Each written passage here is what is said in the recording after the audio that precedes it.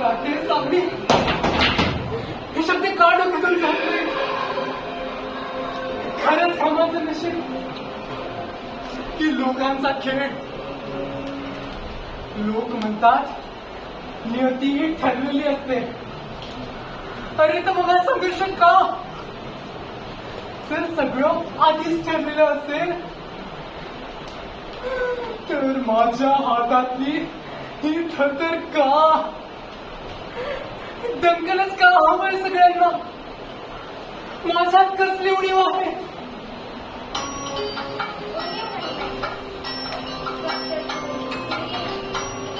मालेडी तुम्ही इथे?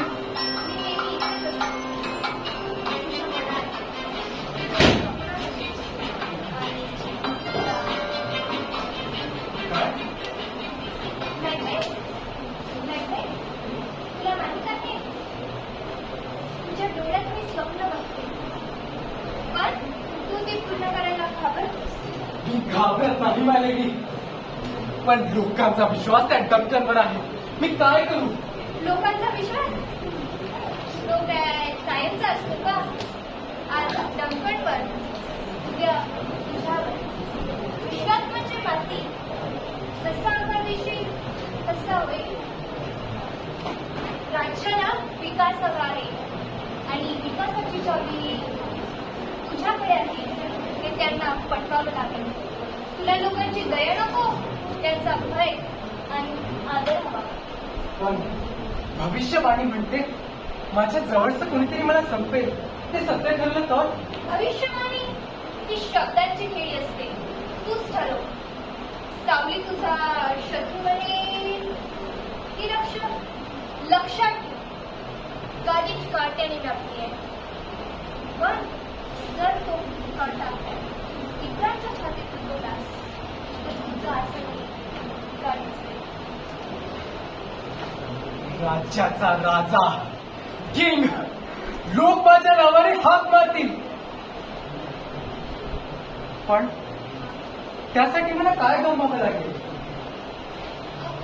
तुझे जुनेपण, भय झटपटा, ध्येय अंगात आण आणि ज्यांना मार्गात भरायचंय त्यांना सावली ठपल.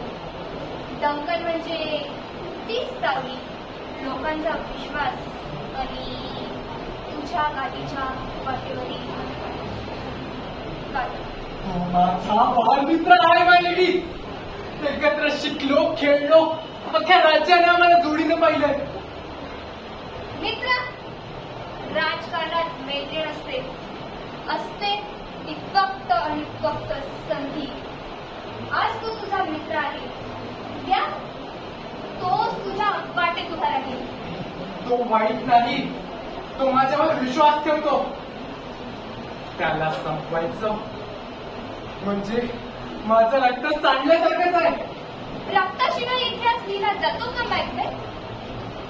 सत्ता ही भावनेने नाही तर निर्णयाने जिंकली जाते.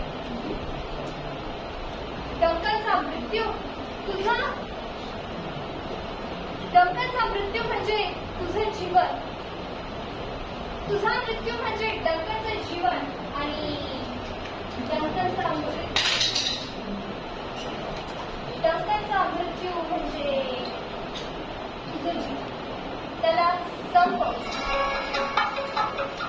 रात्र साक्ष दे, देवळाचा हा भक्त दे, तुला आश्रय दे.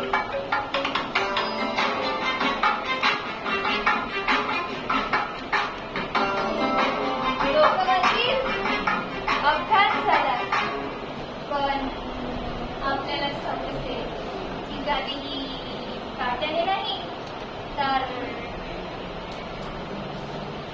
रक्ताने कमी झाली आहे. नको, मी माणूस आहे की राक्षस? राक्षसच बनावं लागतं सत्ता टिकवण्यासाठी. सिंह जर शिकार करताना हरणीशी मैत्री करायला लागला तर तो भुकेने मरतो. तूच ठरव, तू सिंह आहेस की हरण? मॅकबेथ निर्णय तुझा आहे. जर मी हे काम केलं तर मी परत तोच माणूस राहणार नाही. मग बदल.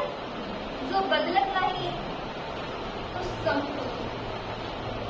ठीक आहे, मी बदलणार. आजची रात्र सगळं काही बदलणार. दमकन उद्या सकाळ पाहणार नाही आणि मी या राज्याचा नवा राजा होईल.